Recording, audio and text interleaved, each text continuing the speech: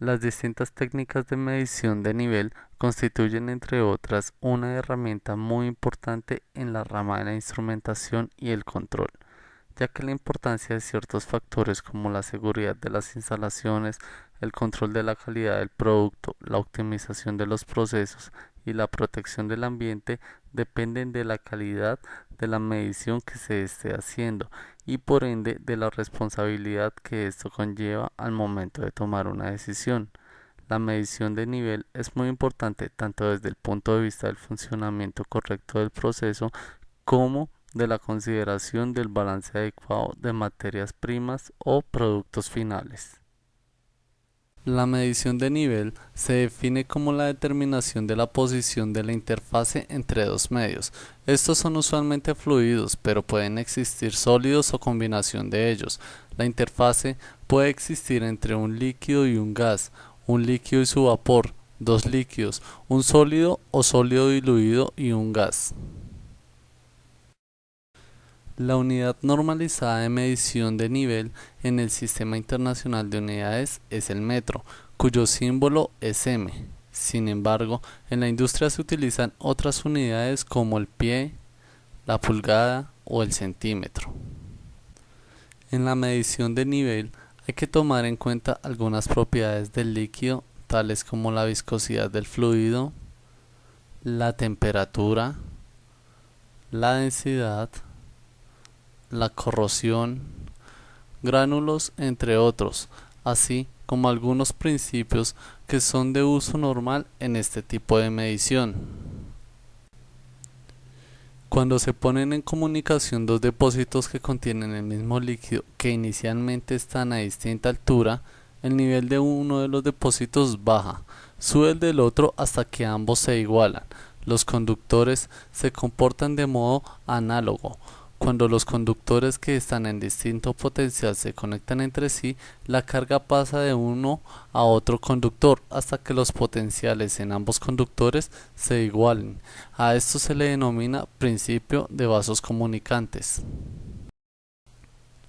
El principio de Arquímedes afirma que todo cuerpo sumergido en un fluido experimenta un empuje vertical y hacia arriba igual al peso del fluido desalojado. Empuje igual a peso igual a masa por gravedad. Las técnicas utilizadas en la medición de nivel están presentes en todos los campos, entre los cuales se tienen química, petroquímica, alimentación, cervecería, tratamiento de aguas blancas, tratamiento de aguas residuales, materiales para la construcción, roca y minerales, centrales energéticas, fabricación de papel, astilleros, industrias de automóvil y aeronáutica. Los métodos más utilizados en la industria para la medición del nivel de líquidos pueden ser clasificados en métodos de medición directa e indirecta. Los métodos de medición directa utilizan para la medición de nivel la altura del líquido sobre una línea de referencia. Estos pueden ser indicadores visuales como por ejemplo el medidor de sonda, entre los cuales se destacan la regla graduada, varilla con gancho o una cinta métrica metálica graduada con plomada. También tenemos los indicadores de cristal. En este mismo campo se encuentran instrumentos de flotación. Los métodos de medición indirecta miden también otros efectos que cambian con el nivel del líquido, entre ellos el empuje producido por el propio líquido. Se destacan los medidores de desplazamiento como mecanismos de resorte, mecanismos con barra de torsión, también los de presión hidrostática como manométrico, caja de diafragma, trampa de aire, tipo de burbujeo, presión diferencial y finalmente tenemos las características eléctricas del líquido, las cuales pueden ser capacitivo, ultrasonido, resistivo, conductivo, radiación, radar y láser. Entre los métodos de medición directa se tienen los indicadores visuales, los indicadores de cristal y los indicadores de flotador. Los indicadores visuales, llamados también medidores de sonda, permiten la observación directa de la altura de la superficie libre del líquido sobre una escala graduada aproximadamente. El medidor de sonda más utilizados son regla graduada, varilla con gancho y cinta métrica metálica graduada con plomada. La regla graduada se inserta verticalmente hacia el fondo del tanque. El nivel se determina leyendo directamente la longitud de la regla mojada por el líquido. En el momento de realizar la medición, el tanque debe estar a presión atmosférica. La varilla con gancho se sumerge en el seno del líquido y se levanta después, hasta que el gancho rompa la superficie del líquido.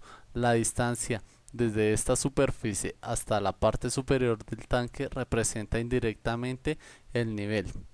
La cinta métrica metálica graduada con plomada se emplea cuando la regla graduada no tiene acceso al fondo del tanque. El instrumento está compuesto por tres partes principales: el carrete, la cinta graduada y un peso o plomada. La plomada sirve para que se mantenga la cinta tensa al penetrar en el líquido. Para medir el nivel, se deja que la cinta baje lentamente hasta que la plomada toque el fondo del recipiente.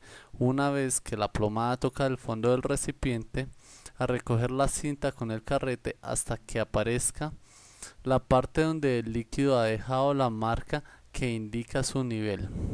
Se usan cuando la regla graduada no tiene acceso al fondo del tanque. Indicador de cristal. Para hablar del funcionamiento del indicador de cristal tenemos que basarnos en el principio de los vasos comunicantes.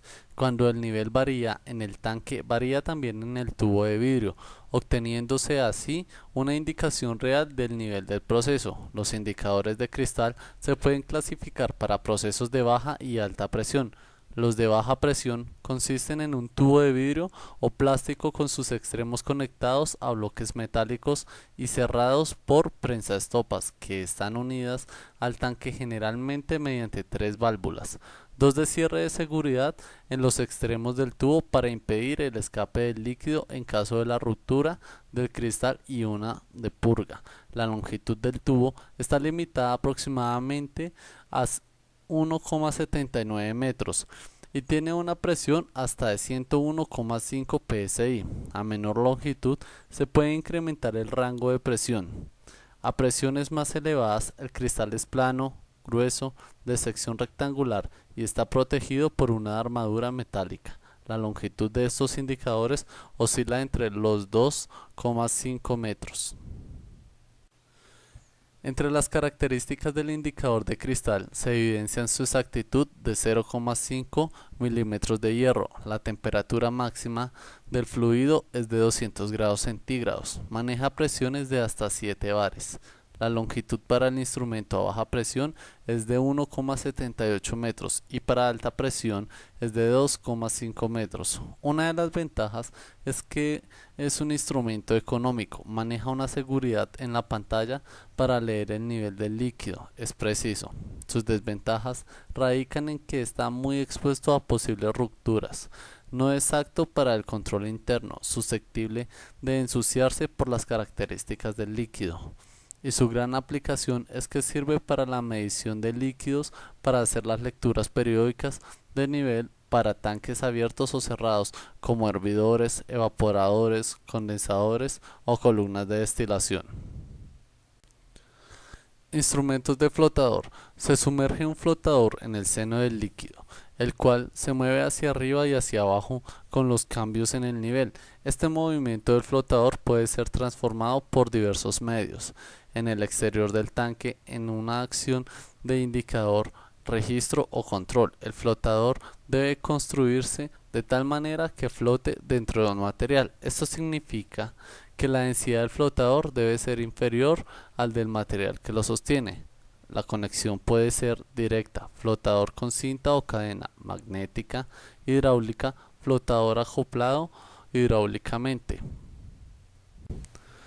El flotador puede tener formas muy variadas y estar formado por materiales muy diversos según sea el tipo de fluido. Se utiliza en un campo de medida de 0 a 10 metros. Su exactitud es de más o menos 0,25 pulgadas y su precisión a la hora de analizar las medidas es del 0,5%. Su instalación es sencilla, su método es probado y confiable, permite una medición continua y las turbulencias y espumas en la superficie del líquido no afectan de manera significativa la medición, aunque también la medición puede ser afectada por propósitos de materiales sobre el flotador. Los tubos guías muy largos pueden dañarse entre las olas bruscas en la superficie del líquido o ante la caída violenta del líquido en el tanque. No se utiliza en los líquidos viscosos. También su medición es afectada por los cambios con la gravedad específica del fluido. Se utiliza en tanques abiertos o cerrados. Entre los métodos de medición indirecta para la medición de nivel de líquidos se tienen los que aprovechan el empuje producido por el propio líquido, la presión hidrostática, y los que aprovechan las características del líquido. El funcionamiento del medidor tipo de desplazamiento está basado en el principio de Arquímedes. También se encuentran mecanismos de resorte y mecanismos con barras de torsión. Los medidores que aprovechan la presión hidrostática para la medición de nivel. El nivel de un tanque abierto se puede medir por medio de la presión en un punto del fondo del tanque, ya que es proporcional a la altura del líquido en este punto y su peso específico, presión hidrostática al cabezal estático. Existen varios tipos de medidores de nivel que trabajan u operan bajo este principio, de los cuales los más comunes son manométricos, de caja de diafragma, trampa de aire, tipo burbujeo, presión diferencial. Medidor manométrico. En este tipo de medidor se conecta un manómetro en la línea de descarga de un tanque de almacenamiento, en la cual se pueden observar varios accesorios como son la válvula de cierre para mantenimiento y un pote de decantación de una válvula de purga. Tiene una exactitud de más o menos 1% de hierro. Su presión máxima es la atmosférica. La temperatura máxima que puede manejar del fluido es de 60 grados Celsius. Es muy económico y solo sirve para fluidos limpios. Se utiliza en tanques abiertos y cerrados a la atmósfera.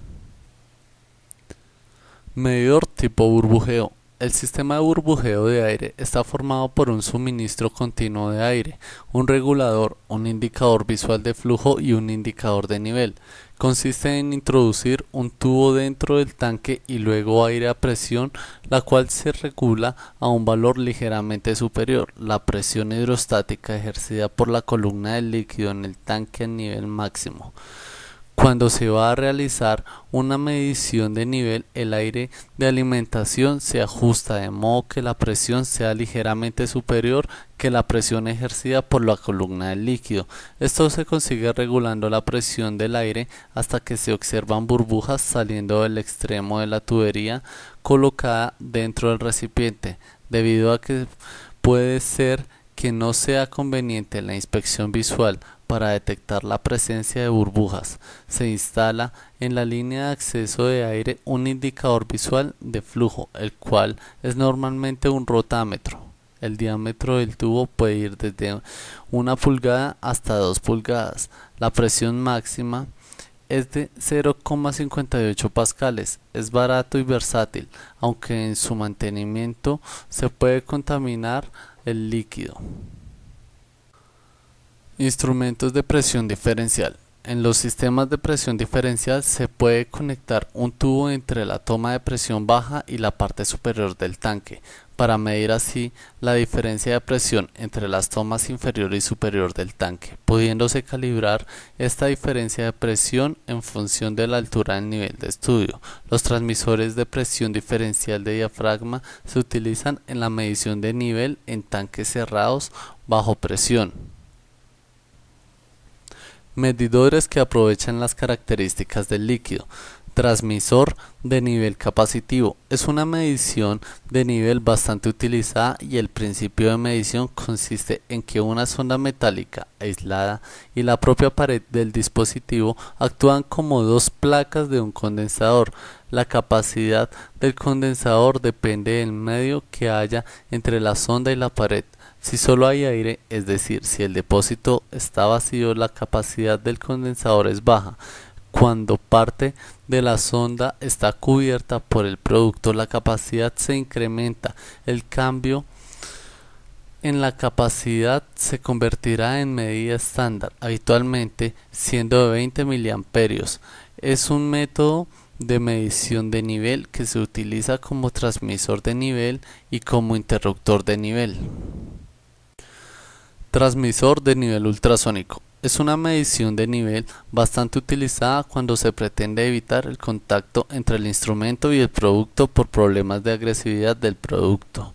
Consiste en que el método de reflexión del sonido se basa en el principio de retorno de un pulso de sonido emitido por un sensor. El pulso ultrasónico emitido se refleja en la superficie del producto y el mismo sensor vuelve a detectarlo después de un tiempo. El tiempo de retorno es proporcional a la altura vacía del tanque y por lo tanto al nivel del mismo. Medición de nivel para sólidos. Para determinar el nivel en sólidos hay que tener en cuenta las situaciones que se presentan y se deben analizar cuidadosamente, ya que existen un sinnúmero de condiciones a tener en cuenta, como el tipo de sólidos, agresividad física, agresividad química, entre otros. Sensor vibrante. Existen tanto para líquidos como para sólidos.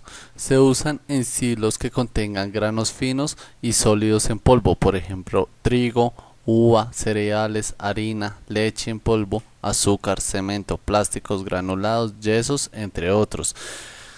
Es un sensor con forma de horquilla que vibra a su frecuencia de resonancia. Esta frecuencia cambia cuando la horquilla se pone en contacto con el sólido contenido en el recipiente. El cambio de frecuencia es evaluado y convertido en una señal. Palpador.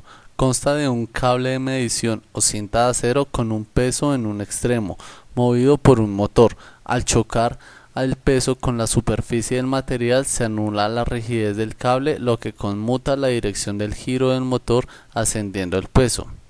Durante el descenso se mide el cable desenrollado, lo que nos indica el nivel.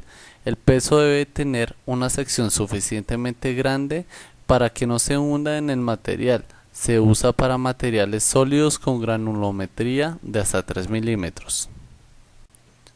Paletas rotativas. Consisten en un eje vertical dotado de paletas que giran continuamente a baja velocidad accionados por un motor síncrono.